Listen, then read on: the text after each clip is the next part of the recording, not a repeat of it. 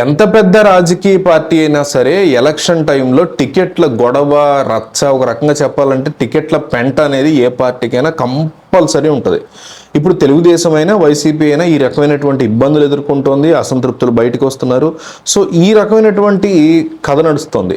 అయితే తెలుగుదేశం పార్టీకి వైసీపీకి తేడా ఏంటంటే, వైసీపీ మొట్టమొదటిసారి అధికారంలోకి వచ్చింది కాబట్టి ఆ పార్టీలో సీనియర్లు ఎవరైతే ఉన్నారో వాళ్ళకి కాస్తంత వెసులుబాటు ఉంటుంది. అట్లాగే జగన్మోహన్ రెడ్డి ఒంటరిగానే ఎన్నికలకు వెళ్తున్నారు కాబట్టి సీట్ల సర్దుబాటు విషయంలో కాస్త సౌలభ్యం ఉంటుంది.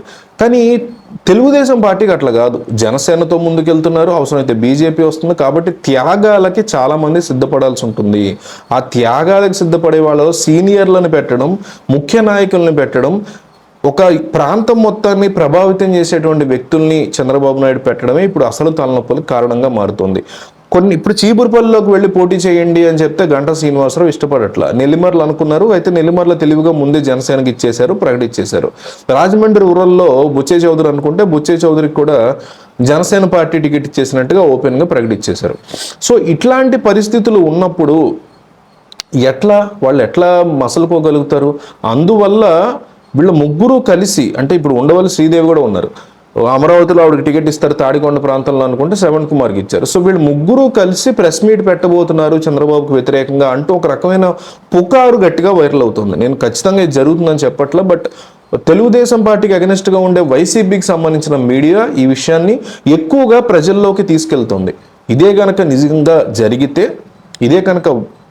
నిజంగా వాళ్ళు ప్రెస్ మీట్ పెడితే ఖచ్చితంగా చంద్రబాబు నాయుడికి షాక్ అనే చెప్పుకోవచ్చు. ఎందుకంటే బుచ్చే చౌదరి చాలా సీనియర్ లీడర్. 77 సంవత్సరాల వయసులో కూడా తెలుగుదేశం పార్టీలో చాలా మంది యువ నాయకులు లేనంత యాక్టివ్గా ఆయన ఎప్పుడూ ఉంటూ ఉంటారు.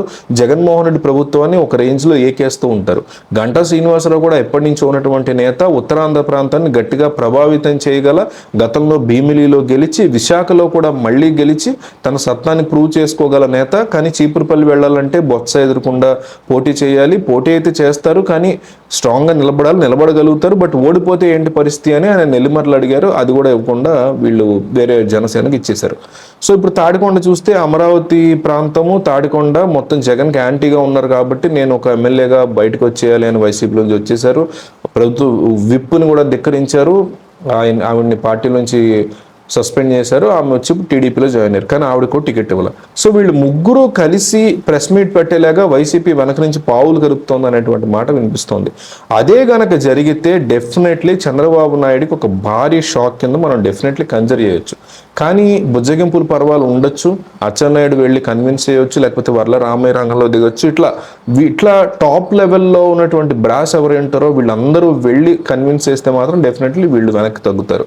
సో రానున్న ఎన్నికల్లో ప్రజలు ఎవరి వైపు నిలబడబోతున్నారో మీరు చెప్పండి. ఓట్ ఫర్ జగన్ లేదా ఓట్ ఫర్ చంద్రబాబు అని కామెంట్ చేయండి. సర్వే సంస్థలు యూట్యూబ్ కామెంట్లని ఖచ్చితంగా గమనిస్తాయి, వాటిని బేస్ చేసుకునే రిపోర్ట్లు ఇస్తాయి. టాప్ 200 కామెంట్లు ఉన్నాయనుకోండి ఈ వీడియో కింద, టాప్ 150లో ఎవరి పేరు ఉందో వాళ్ళకే ప్రజల మద్దతు ఉందని రిపోర్ట్లు ఇస్తూ ఉంటాయి. కాబట్టి వీడియో చూసి వెళ్ళిపోకుండా కంపల్సరీ కింద ఓట్ ఫర్ జగన్ లేదా ఓట్ ఫర్ చంద్రబాబు, ప్రజలు ఎవరి వైపు ఉన్నారో మీరు చెప్పాలి.